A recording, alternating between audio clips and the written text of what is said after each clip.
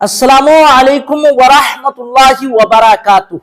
नाज़रीन किराम, आज मैं आप लोगों की खिदमत में एक निहायत अहम, हसास और मौजूदा हालात से जुड़ा हुआ मौजू लेकर हाजिर हुआ हूँ, और वो मौजू है शिया, सुन्नी और देवबंदी हजरात के दरमियान पैदा होने वाली गलत फहमियाँ और आज का मौजूदा माहौल। नाज़रीन, इस वक्त हमारे मुल्क भारत में जो हालात बने हुए हैं वो किसी से पोशीदा नहीं है। सोशल मीडिया पर हर तरफ मुख्तलिफ बातें गर्दिश कर रही हैं, हर शख्स अपनी अपनी राय पेश कर रहा है।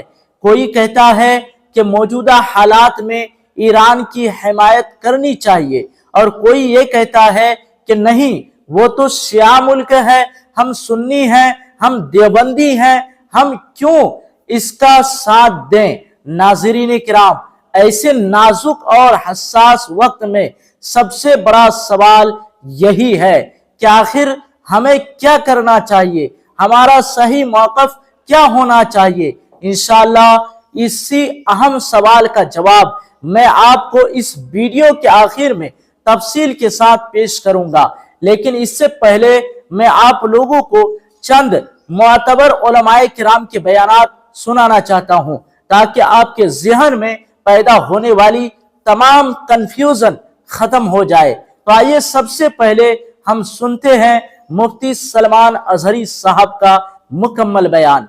उनकी खासियत है ये, जालिम के साथ कभी नहीं खड़े होंगे। जालिम अमेरिका है, जालिम इजराइल के यहूदी हैं, पूरी दुनिया को इन्होंने जुल्म की चक्की में पीसा है। लेकिन ईरान की जो कैफियत होगी, 70,000 यहूदी वहां से निकलेंगे और दज्जाल की जमात में आएंगे, तो इतना लगता है कि गालिबन ईरान पर यहूदियों का ऐसा कब्जा होगा, तभी तो वहां 70,000 यहूदी होंगे। वो दौर आएगा। आज जिस हालत में ईरान लड़ रहा है, चंद बातें लोगों को खुश कर रही हैं। ईरान ने इतना ठोका, इतना मारा, हो सकता है, और यहूदियों को और सुपर पावर को घुटने टेकने पर मजबूर किया। ये वक्ती ताकत हो सकती है और अल्लाह कामयाबी दे। हम इसके खिलाफ नहीं हैं। इतना मारा, हो सकता है, और यहूदियों को और सुपर पावर को घुटने टेकने पर मजबूर किया। ये वक्ती ताकत हो सकती है और अल्लाह कामयाबी दे। हम इसके खिलाफ नहीं हैं। लेकिन हदीस पाक, मुझे इस हदीस पाक से ये लगता है वो वक्त आएगा जब ईरान पर यहूदियों का एक गलबा होगा, तभी तो वहां से दज्जाल की जमात में लोग शामिल होंगे। दूसरी हदीस ये भी मैं बताऊं, इमाम मेहदी जब जाहिर होंगे तो फरमाया गया इमाम मेहदी की जो फौज होगी वो कुस्तुनतुनिया को फतह करेगी। कुस्तुनतुनिया क्या है?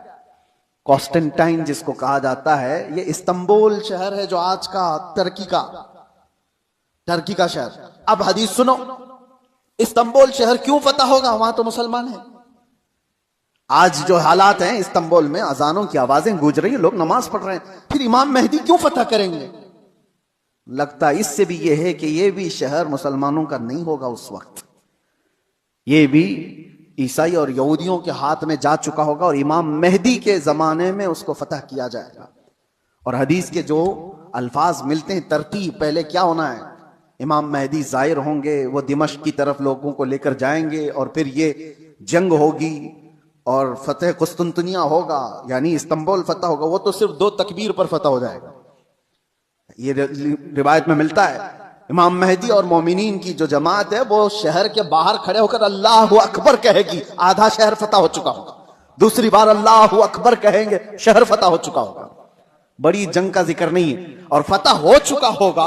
उसी वक्त ये अफवाह फैल जाएगी दुनिया में कि दज्जाल जाहिर हो गया है और उसका फितना मशहूर हो गया है। तो इमाम मेहदी के साथ जो लोग होंगे वो दोस्तों, आप लोगों ने अभी मुफ्ती सलमान अजहरी साहब का बयान सुना। इनकी गुफ्तगू में 2 जुमले ऐसे हैं जो वाकई काबिले गौर भी हैं और काबिले तारीफ भी।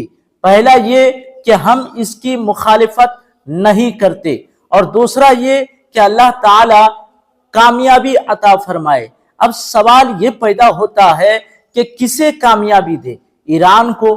तो इन 2 जुमलों से आप खुद अंदाजा लगा सकते हैं कि मुफ्ती सलमान अजहरी साहब का मौक़िफ़ کیا ہے، وہ حمایت میں ہے یا مخالفت میں؟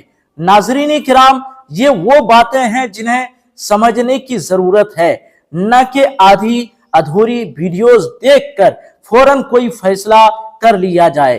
اب آئیے میں آپ کو ایک اور اہم شخصیت کی بات سناتا ہوں، ایک دیوبندی عالم دین جو مہاراشٹر سے تعلق رکھتے ہیں اور اویسی صاحب کی پارٹی سے رکن اسمبلی بھی ہیں۔ تو آئیے اب ان کا بیان سنتے ہیں۔ ایران ایک اسلامی ملک ہے، ہمارے ان کے مسلکی اختلاف ہو سکتے ہیں، لیکن آج دنیا میں ہم جس مذہب کے ماننے والے ہیں اس مذہب نے ظلم کے خلاف ہمیشہ سینہ سپر رہنے کا حکم دیا ہے۔ ہم جس مذہب کو مانتے ہیں اس مذہب نے ہمیں انسانیت کا پیغام دیا ہے۔ جو لوگ کہتے ہیں کہ ایران میں جو لوگ رہتے ہیں وہ شیعہ ہیں، تو کہنے والوں نے ان کو جواب بھی دیا کہ آپ اگر شیعہ لوگوں کا ساتھ نہیں دیں گے، جبکہ وہ اپنے آپ کو مسلمان کہتے ہیں، اللہ اس کے رسول کو ماننے والے، قرآن کریم کو ماننے والے، سرکار دو عالم صلی اللہ علیہ وسلم کی نبوت اور رسالت پر ایمان رکھنے والے، اہل بیت کو، خاندان نبی کریم صلی اللہ علیہ وسلم کو عزت اور احترام دینے والے لوگ ہیں۔ آپ اگر ان کا ساتھ نہیں دو گے تو کیا یہودیوں کا ساتھ دو گے؟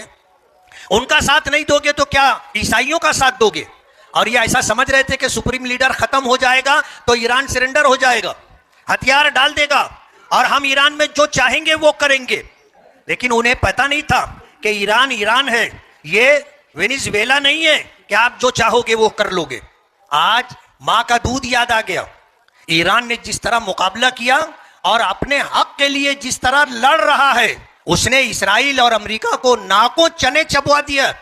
ضروری نہیں ہے کہ آدمی اکثریت میں ہو تو جیتے، تاریخ رہی ہے کہ حق پر رہنے والے اپنے حق کے لیے اگر لڑتے ہیں تو ان کے ساتھ اللہ کی مدد ہوتی ہے۔ ہم تو یہ امید رکھتے ہیں کہ حق کو غلبہ اور فتح نصیب ہوگی، اور ظلم کرنے والے، انسانیت کو پامال کرنے والے اور اپنے گھمنڈ اور اپنی طاقت کے زوم اور بلبوتے پر اگر وہ ورلڈ آرڈر چلانا چاہتے ہیں تو ایسا ممکن نہیں ہے۔ اب آئیے ہم آپ کو پاکستان کے معروف عالم دین مولانا تقی عثمانی صاحب کی بات سناتے ہیں، جو دیوبندی مکتبہ فکر سے تعلق رکھتے ہیں۔ ایران کے بڑے حصے سے جو شیعہ مذہب رکھتے ہیں، ہمیں عقائد کا اختلاف ہے، لیکن خدا کے بندو یہ دیکھا کرو کہ کس وقت کس بات کا موقع ہے۔ کیا یہ وقت ایسا ہے کہ اس میں شیعہ سنی اختلافات کو ہوا دی جائے؟ کیا امریکہ نے اس لیے حملہ کیا کہ وہ تمہارے عقائد کے خلاف رکھتا تھا؟ وہ تو ایک مسلمان کا نمائندہ چونکہ سمجھا جاتا تھا، اس لیے اس کے اوپر حملہ ہو رہا ہے، اور وہ اس کے مقابلے میں ڈٹ کر کھڑا ہوا ہے۔ اس کی تو اس لحاظ سے ہمیں حمایت کرنی چاہیے۔ ناظرین کرام، آپ لوگوں نے مختلف علماء کرام کے موقف کو سن لیا۔ یاد رکھیں، عقائد اپنی جگہ مسلم ہیں، ہم اہل سنت والجماعت کے ماننے والے ہیں اور اپنے عقیدے پر بھی سمجھوتا نہیں کریں گے، لیکن یہ وقت، یہ حالات اور یہ صورتحال ہرگز اس بات کی نہیں ہے کہ شیعہ، سنی اور دیوبندی اختلافات کو ہوا دی جائے۔ ناظرین، کچھ لوگ کہتے ہیں ہماری حمایت کرنے سے کیا ہوگا؟